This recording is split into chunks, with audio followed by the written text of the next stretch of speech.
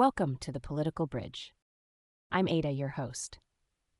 Today, we're diving into a fascinating and often heated topic. We're looking at how politics affects international sports. Specifically, we'll discuss the recent FIFA Red Card Controversy. This event sparked a global debate. It questioned the fairness and independence of sports bodies. Many people wonder if sports can truly stay separate from government actions. Can they avoid the influence of powerful nations? We'll explore if political pressure helps or hurts the games we love. We'll also consider what this means for athletes and fans worldwide. Nico and Jordan are here to help us understand this complex issue. Let's get started. Thanks, Ada. The FIFA Red Card controversy clearly shows a problem. Political influence on international sports governance is a real threat. When governments interfere, it ruins the spirit of fair play. Sports should be about skill and competition. They should not be about political agendas. Look at the recent decision to ban certain teams. This was not based on athletic performance. It was a direct result of political pressure. This sets a dangerous example. It opens the door for more interference in the future. Athletes work their whole lives for these moments. Their dreams shouldn't be crushed by decisions made in a political office. We need strong, independent sports organizations. They must resist outside pressure. This protects the integrity of the game. It also protects the athletes. We must keep politics out of sports as much as possible. Nico, I understand your concern for fair play, but we can't ignore the real world. Sports don't happen in a vacuum. They are part of our global society. The FIFA Red Card controversy highlights this truth. Sometimes political influence is necessary. It can be a tool for good. For example, sanctions against nations that violate human rights, or those that engage in unjust wars. Banning their teams from international events sends a strong message. It shows that the world won't stand by silently. It puts pressure on governments to change their behavior. This is not about ruining sports. It's about using a powerful platform for justice. Athletes are also citizens. They live in these countries. Their participation can be seen as support for their government's actions. We must consider the bigger picture. We can't pretend sports are completely separate from global issues. Both of you raise important points about the role of politics in sports. Nico, you argue for strict independence. Jordan, you see a place for political action. My first question is for both of you. How do we draw the line? Where does legitimate concern for human rights end? And where does unfair political meddling begin? Who decides what is acceptable influence and what is harmful interference? This seems to be at the heart of the FIFA Red Card controversy. How do we make sure these decisions are fair? How do we prevent them from being used for selfish reasons? That's a critical question, Ada. The line is drawn by sticking to clear rules. Sports organizations need to have their own strict guidelines. These rules should focus on sports-related issues. They should cover things like doping or fair competition. They should not include political matters. When a government dictates who can play, that's unfair meddling. The decision should come from within the sports body. It should be based on established athletic criteria, not on international relations. If we let outside politics decide, it becomes a slippery slope. Every nation will try to use sports for its own ends. This destroys the trust in the game. It hurts the athletes who train so hard. We need to protect the integrity of sports. We do this by keeping political influence out of their governance. Nico, your view is too idealistic. It ignores the power dynamics at play. We can't just pretend that sports organizations are neutral. They often have their own political leanings, or they are influenced by money from powerful nations. The idea of a purely independent sports body is a myth. The FIFA Red Card controversy shows this. The decision to ban teams wasn't just random. It came from a global consensus. This consensus was against certain government actions. So who decides the line? It's the international community. It's the people who care about justice. When a government commits serious wrongs, we can't ignore it. Sports are a powerful way to show disapproval. It's a way to push for change. This is not meddling. It's using a platform for moral leadership. It's about accountability on a global stage. This is where it gets tough. Nico, you argue for strict independence, but you don't fully explain how sports bodies can resist immense political and financial pressure from powerful states. Are they truly strong enough to stand alone?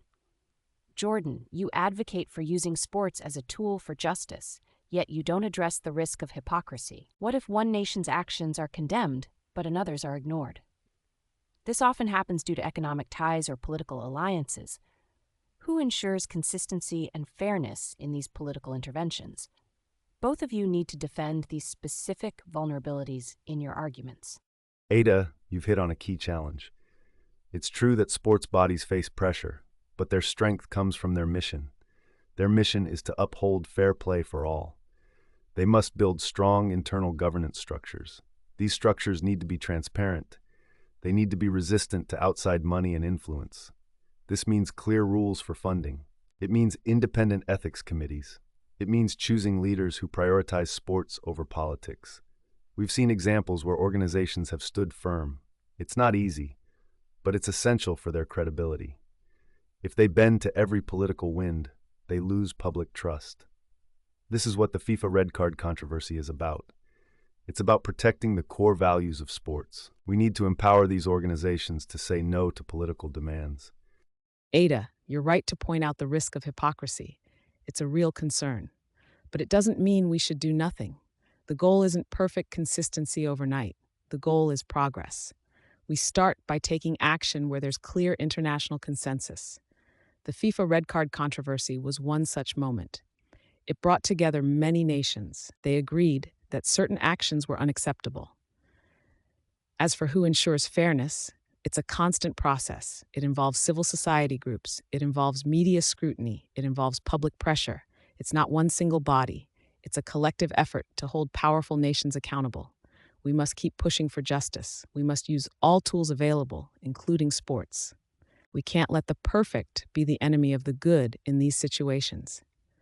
These responses highlight the genuine tension at the heart of this debate. Nico, you emphasize the ideal of independent sports. You want to protect it from political forces.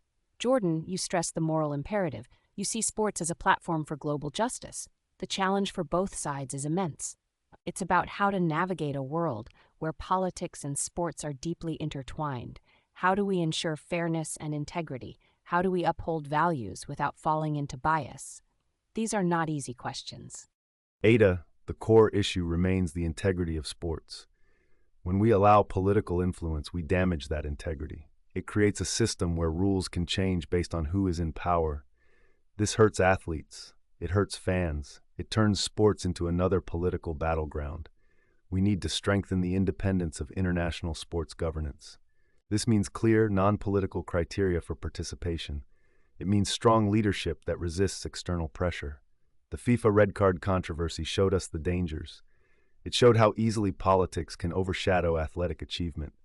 We must return to a model where sports are about competition. They should not be about geopolitical statements. This is the only way to ensure fairness for everyone. It's the only way to protect the games we cherish. Nico, your vision of pure independence is simply not realistic. The world is too interconnected. Ignoring political issues in sports is a form of political influence itself. It's choosing to side with the status quo. The FIFA Red Card Controversy showed us that ignoring injustice is not an option. We have a moral duty to use every platform available. This includes international sports. When governments commit grave wrongs, we must respond. Using sports as a lever for change is powerful. It reaches millions of people. Yes, there are challenges with consistency, but we must strive for it. We must ensure that sports reflect global values. They should stand for human dignity and peace. This is not about politicizing sports. It's about recognizing that sports are already part of the political landscape. We must use them for good. Jordan, while I appreciate the sentiment behind using sports for moral leadership, we must consider the practical implications and the precedent it sets. Take, for example, the recent controversy surrounding the awarding of major sporting events to nations with questionable human rights records. If we are to use sports as a tool for justice, why are these same bodies not consistently applying these moral standards when selecting hosts? The FIFA World Cup in Qatar is a prime example. Despite widespread concerns about migrant worker rights and LGBTQ+ issues, the tournament proceeded. This inconsistency undermines the very moral authority you advocate for. It suggests that political influence isn't always about justice, but often about economic interests or geopolitical alliances. This selective application of moral leadership makes it impossible to draw a clear, fair line. It transforms sports into a transactional commodity where values are negotiable rather than a universal platform for fair competition. Nico, you've raised a valid point about the inconsistencies, particularly with host nation selections like Qatar. It highlights the complex web of political and economic interests that are always at play. However, the fact that there are inconsistencies doesn't negate the potential for sports to be a force for good. Instead, it underscores the need for more consistent and robust application of ethical standards, not less. The criticism surrounding Qatar, for instance, did lead to some reforms and increased scrutiny, demonstrating that public and political pressure, even if imperfect, can instigate change. This isn't about transforming sports into a commodity. It's about acknowledging that sports, like any major global institution, operates within a political reality. To ignore this reality, or to pretend that sports can exist in a purely apolitical bubble, is to surrender its immense platform to those who would exploit it without accountability. We must continue to push for that accountability, even when the path is uneven. And that brings us to the end of another thought-provoking discussion. We've explored the complex relationship between political influence and international sports governance. Nico and Jordan have given us much to consider. They've shown the challenges of balancing independence with moral responsibility. This debate will surely continue as global events unfold. Thank you for joining us on The Political Bridge. You can find more information and resources at tpbridgepod.com. Join us next time for another engaging discussion. Until then, stay informed, stay engaged, and keep bridging those political divides.